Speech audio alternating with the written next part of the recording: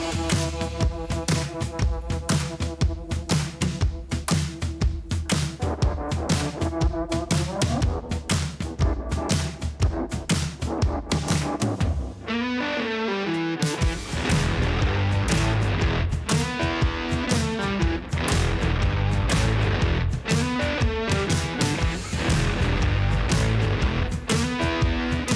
just don't understand how I managed to lose a minute so quickly within that race. Like, it is mental and I can't quite understand it. But anyway, we're going to get into Ironman 70.3 Marbella, my thoughts and feelings about the race, and just highlights of what happened, what went on. So if you've been following along, obviously I was in Marbella for the weekend, competing in Ironman 70.3 Marbella. It was interesting, to say the least. And I think it kind of panned out as I thought it was going to, apart from the latter stages where I didn't quite perform the way that I wanted to, and you'll see why, but it was a bit of a nightmare. And yeah, I'm sure you guys will be able to kind of relate to it, but also understand where I'm coming from when I say and explain why what happened. Anyway, pretty mental at the start of the day when Em and I were walking down to the start line to do my prep and transition, etc. People were spilling out of clubs and I was just like, well, yeah, there's a bit of a difference in lifestyle here, but not that I wouldn't do that, but it was more of a case of they must be thinking that we're absolutely nuts going and doing a 4-hour race in the sun and in the early hours of the morning whilst they're just on their way home from a night out. Onto the start line. Now this sort of panned out okay for me. I didn't get there quite as early as I wanted to because I usually like picking my spot on the start line, having a bit of space, being able to choose where I want to before everyone gets there. Unfortunately, there was a few people there, which forced me to go to the other side of the start line, which was good because it turns out that the tide was coming in across towards the other side, which meant that coming into the first buoy, I had a little bit of help from the tide so that I can break away from the others.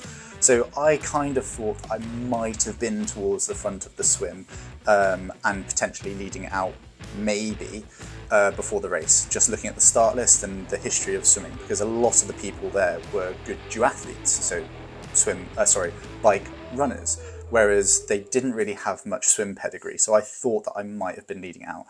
And I did not really want to be dragging everyone around on my feet because I thought that it's quite easy to do that. However, it did turn out that I managed to break away from the group and get a massive gap. So I didn't end up with anyone on my feet, which meant that I managed to swim away from everyone and get about a minute lead coming out of the water. It was not easy by any stretch. I worked quite hard, but also I could not see a thing on the swim. So the sun was rising and you couldn't see the next buoy on the way out. So I was just guessing. I was literally just like, well, I'm just going to swim into the sun and hope for the best here because I can't see any of the buoys. I kept poking my head up, hoping to see something, and then I was like, forget it, I'm just going to swim as straight as I can and hope that some buoys turn up on my right-hand side and I eventually see the turnaround buoy. But it was one of those, like, it was fine in the end. Maybe I went a little bit off course, but it wasn't too bad. Got out of the water, had one of my best transitions. Looked back and got a time gap as well, I think, from M. So they were about 53 seconds to a minute behind me when I got into transition, which is amazing. Like, really nice to have a gap on everyone. It meant that I could not take my time, but have a little bit less pressure on myself during transition. Got out on the bike and stuck to my plan that I came up with Luke, and rode hard to the bottom of the climb, but not too hard, and then pretty hard up the climb.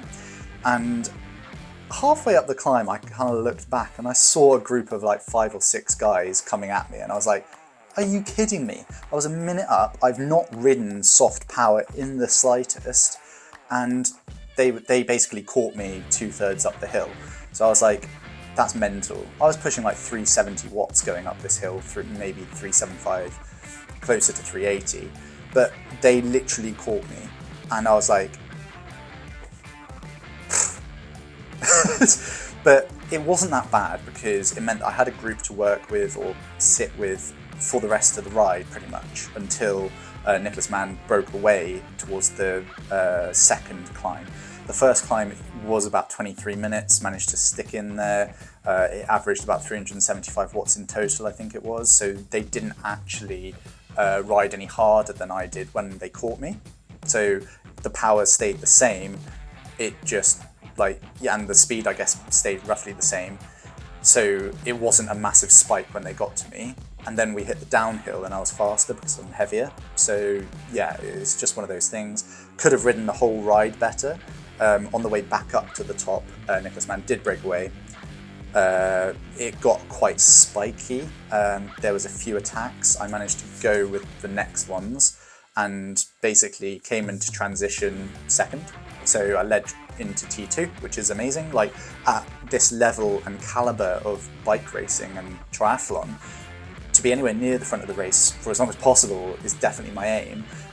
So to be able to do that was sick. Like I was so pleased with that. Like that's a massive takeaway for me, to be able to swim at the front, bike at the front-ish. Like yeah, Nicholas Mann did manage to break away, but I was there. I was like in the race. And then yeah, I mean, I had a really good T2 as well. Like got out of T2 in second place before a couple of guys ran past me. Like it's always like this in like the start of the run. Some people can go out hard, some people can go out a bit easier. I took the easier approach because I don't tend to cope too well in the heat. And that is exactly what happened. It was an absolutely cooking day. I did not cope well with the heat at all. Like I felt as though every aid station I was able to go a little bit faster because I chucked water over me. I even asked the kids that were on the aid stations just to chuck water at me. Don't even bother giving me the cups, just throw it at me. So there was a couple of times where about 10 kids got the absolute delight of pelting me with water. You could see the smile on their faces. But yeah, no, it was one of those where I was like just stuck in slow-mo, it felt like. Probably like just top end of zone 2, LT1 sort of thing. And that is just my run ability. Like at the end of the day, like if the heat, if it's hot and I've ridden hard, then I'm only going to be able to run that fast, unfortunately.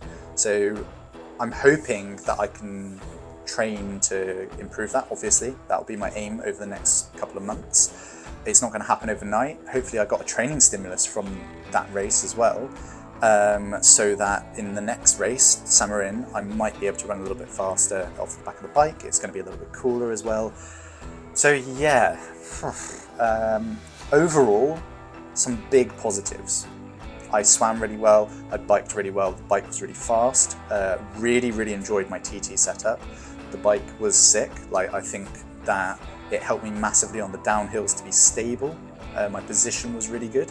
So yeah, I think that my bike package now is pretty solid. I'm happy with it. And my swimming's in a good enough place, as is my biking, to be at the front of a race. So now it's just a case of bringing that running back into the fold because I've had injuries. I've not been doing that much running over the past couple of months, 6 months. Session-wise, definitely volume, but not session-wise. So I need to, yeah, just bring it up again and up a gear and make sure that I'm competitive at the running side of things. So I came 11th overall, which is far from where I want to be. I want to be in those top 5s and podium positions. But yeah, my running just isn't at the level that it needs to be at the moment to be competitive for those top places. So yeah, I think there's a lot more to come. And I look forward to it, and I hope you guys do too. Do stick around for Samarin as well, because that is going to be epic, like up against the best people in the world. I'm really looking forward to that. Hopefully the field will suit me a little bit better as well, because there's some better swim bikers. So hopefully that will explode the race a little bit more. I won't be out on my own at the front at all. I won't be leading out of the water, I don't think, at all. So yeah, that'll be far nicer from my perspective to have people around me to kind of work with. It's going to be 20-meter gaps, which is absolutely fine for me, hopefully being a stronger cyclist. So yeah, it won't be as beneficial to be in a group behind, and the race will pan out slightly differently.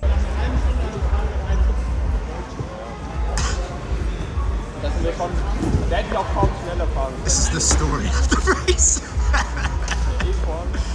Will, however, had an absolute belter. Too bad. Oh, shite. Let me know what you think in the comments below as to how to better prepare for the heat and how you think I should improve my running going forward.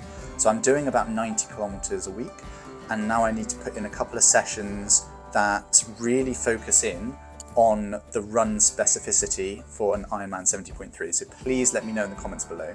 Also, hit that subscribe button because it really helps the channel grow. It helps me to produce these videos, gives me a bit of confidence in what I'm doing, what I'm providing, some insights, etc. And lets me know that you're actually interested and wanting to watch these. So yeah, hit like, hit the subscribe button, and comment below as to what you think I should be doing run-wise to improve. Thanks for watching, and I will see you next time.